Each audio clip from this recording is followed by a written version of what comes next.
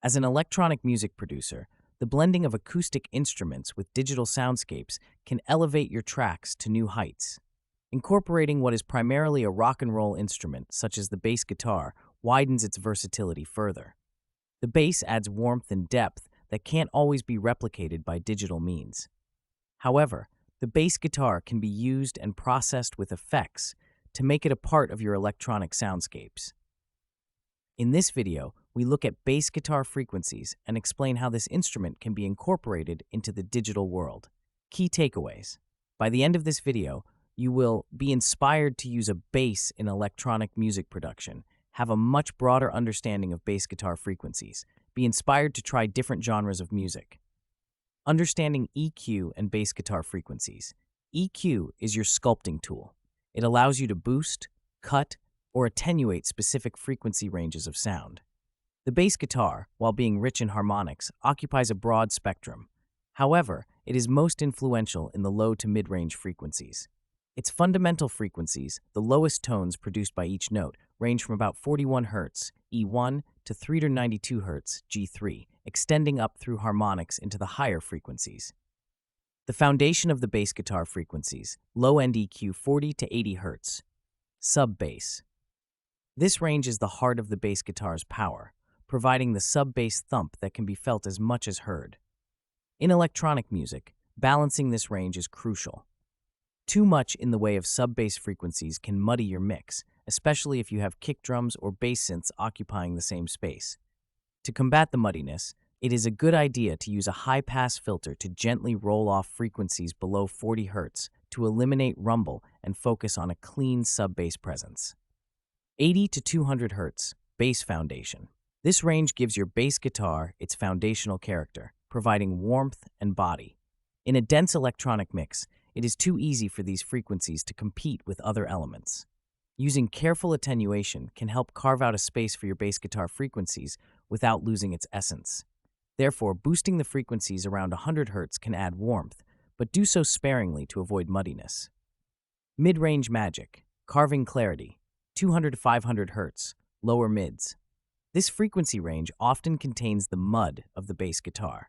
It is where the unnecessary boominess resides. Therefore, it's a good idea to cut the bass guitar frequencies here a bit. This can help clear up your mix, allowing other instruments to breathe. However, the key is subtlety. Too much cut can make your bass guitar sound hollow.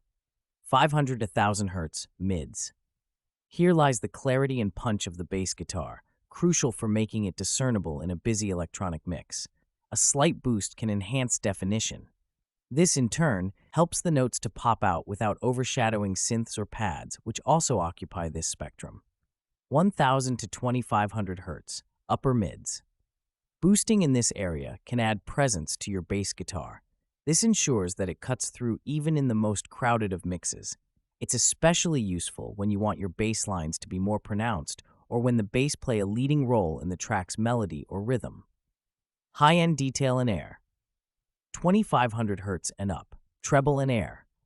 While not the primary focus for bass guitar, the upper frequencies add both texture and detail to the sound. A gentle boost can enhance pick sounds, finger noises, and the overall brightness. Therefore, it adds life to your bass guitar tracks. Too much of an increase in this area can introduce harshness. Practical application of bass guitar in electronic music. When integrating bass guitar into your electronic productions, consider the overall sonic landscape. Start with a clean slate. Begin with flat EQ settings and listen to how the bass guitar interacts with your track.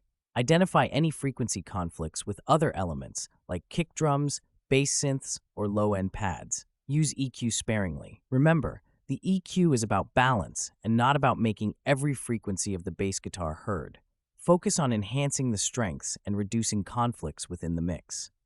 Also, remember that the bass in a track is just as appealing if felt as well as heard. Youth culture wouldn't be cruising down the road with the stereo pumping out all manner of bass frequencies if it was simply about what could be heard. Therefore, use your bass guitar frequencies with this objective: complementary EQ. If your track has a prominent bass synth line, you should consider carving out a complementary space for the bass guitar. This can be achieved by cutting frequencies in the bass that are emphasized by the synth. The synth and the bass can complement each other very well with a mixture of bass frequencies. This technique, known as frequency pocketing, as it ensures that both bass guitar frequencies and synth frequencies can coexist without competing. Dynamic EQ and sidechaining. It is simple to create a sidechaining effect in your DAW. Personally, I use Duck by Devious Machines. For moments when the bass guitar and other low-end elements must shine simultaneously, consider using dynamic EQ or sidechain compression. These tools can automatically adjust frequencies or volume, ensuring clarity and punch when needed. Harmonics are your friend. Enhancing the harmonic bass guitar frequencies can help it sit well in an electronic mix, adding richness without overwhelming the low end. Experiment with slight boosts in the upper mid-range to find the sweet spot. Experiment and trust your ears. There's no one-size-fits-all EQ settings of bass guitar frequencies in electronic music. Each track is unique, and what works for one song may not work for another. Trust your ears and make adjustments based on what the mix needs. Conclusion: mastering bass guitar frequencies in electronic music production. Although not considered a staple instrument of electronic music, there is nothing against experimenting with the sound of bass guitar in your electronic music productions. It can complement the sounds generated by synthesizers such as pads, basslines, and much more besides. However, please take note of the warnings presented in this video. If the producer is not careful with the bass guitar frequencies, they can be muddy against the sound of deeper drums and bass synthesis. Therefore, it is a good idea to mold and shape the sounds with EQ. Have you got your free copy of the Complete Guide to Music Marketing yet? With expert advice, resources, and aha moments, this really is a must-have. Plus, it's free for now.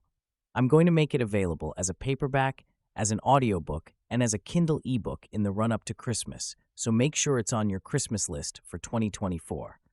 Please don't forget to like, comment, and subscribe. When you subscribe, please also hit the bell so that you are notified as and when a new video is available right here on Kranaken TV.